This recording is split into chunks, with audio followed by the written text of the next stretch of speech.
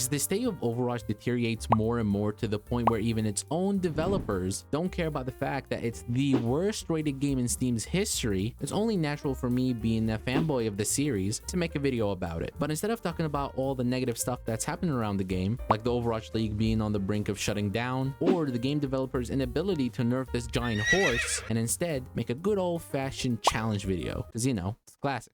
So I'm gonna play and try to master the least played champion in Overwatch in just 10 games. And according to my extremely thorough online searching, it appears to be Echo. I mean, seriously, who plays this character?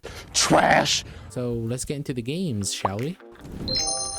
In game 1, I was getting a feel for this champion and how she plays, and considering that I've never really played this character much, I actually did pretty well in this first game. But straight from the start, I knew that her kit was going to be very difficult to master. Her primary attack projectiles were really hard to hit and felt kind of foreign to me when I compare her to other projectile champions like Genji, Pharah, and Torbjorn, and her sticky bombs ability felt even more unnatural to me, and I struggled to hit most of my bombs onto the target. I also suck at timing her focus and beam, which deals very high damage to half HP targets, and that includes shields and other enemy structures.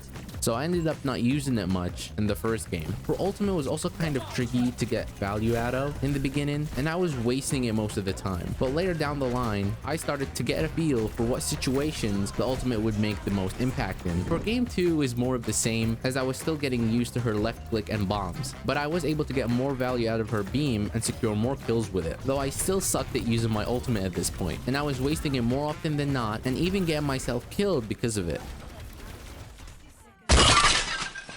This game was also shaping up to be a very competitive one, as we just managed to deliver the payload and we were up 3-0. But as fate has it for the enemy team, they ended up having a person leave, which definitely didn't help us get the decisive win. Easy! And on game 3, I actually had some talking teammates. You sound like Gandalf, you know? You sound like Gandalf. And it was looking like it's going to be a great game after we rolled them in the first half. I was able to get some nice kills, get decent value out of my ult, and even managed to deliver the payload with over 3 minutes remaining in the bank. And although the enemy team did manage to get their payload to the end, they had no time remaining. And so in my mind, I was enjoying life, smoking a cigar on the beach, thinking that this game was over with, until this happened.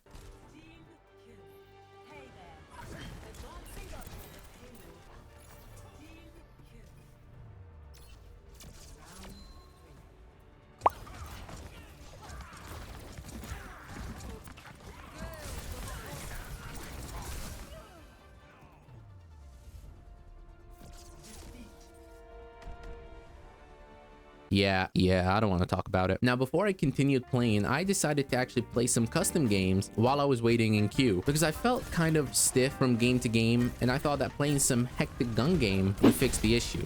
In game 4, we choked it. We just choked it. For game 5, my game was stuck on 60 FPS for some reason, and I had to play the first few minutes like this. Now, it might not seem apparent that it's stuck on 60 FPS for you, because YouTube only allows 60 FPS, so it's gonna look normal to you. And I gotta say, after playing on 144 FPS for about a year now, 60 FPS made me nauseous. So to all the people that are still playing on 60 FPS, hang in there, bud. I salute you. So after I fixed the issue, we were able to absolutely demolish the enemy team. I was able to get some good ult kills, and was slowly getting the hang of this character. Plus, I had some pretty good comms from my teammates. Dank green low. Dank green low. I see one. Marsje Yes, low, one. low, low. More one. More on fate. GG's up, guys. Yeah, GG's. In game 6, I was on form, securing good kills and comboing my abilities really well. But I did start noticing something odd. So as I'm playing Echo and becoming better at her, I'm in return losing the skills that I had for other champions that I usually play, namely hitscan characters. And this was apparent when I decided to duplicate Soldier 76 here. Why do you struggle? But it was all worth it, as my skills as an Echo player got recognized in this game. We nano Echo, nice.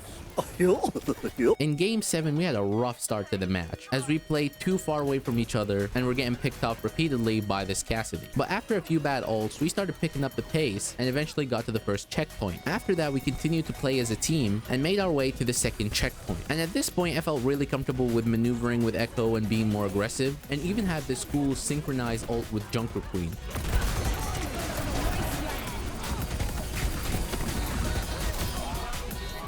So me and my team were feeling it, and everything was going according to plan, until my internet decided to pull a fast one on me and DC'd.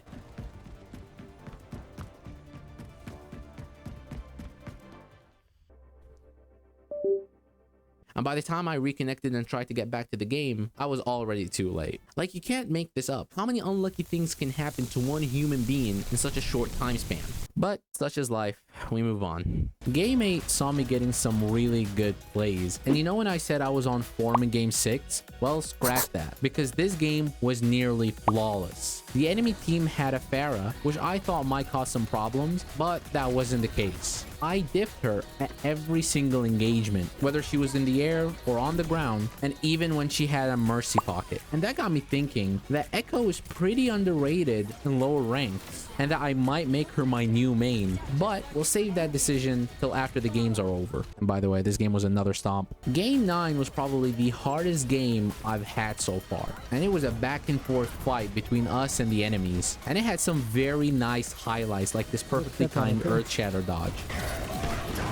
Oh. And although the first point was pretty competitive, with us managing to secure it at the end, that wasn't the case for the second one. And so it came down to the last point, and this was one of the closest games I've ever had. But it all started falling apart when the enemy Ana got to our Reinhardt's head. How many fucking sleeps does this stupid bitch have? Honestly, man, I swear to God, I spent half this game on the floor, either shattered or slept. And he kind of started throwing by pushing too far in and letting his backline die. And unfortunately, we lost it.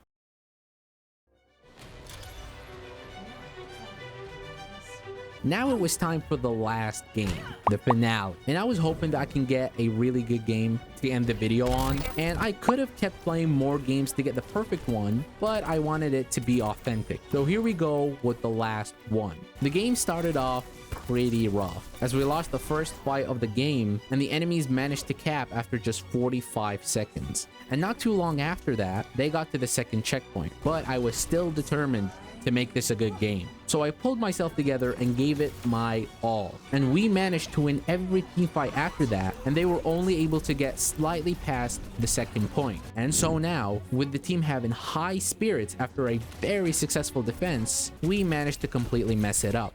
My team kept playing like they were lone wolves. We couldn't get any picks, and my team was not capitalizing on my ult.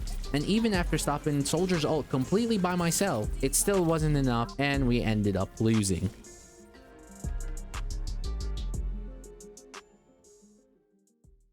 So what did we learn from this experience? Well, it's that it takes more than a few hours to master a champion that you have no experience with, and that if I want to save Overwatch, I would need to put a lot more effort into it. So is this game worth trying to save? No. No, it's not. Thanks for ruining the game, Aaron.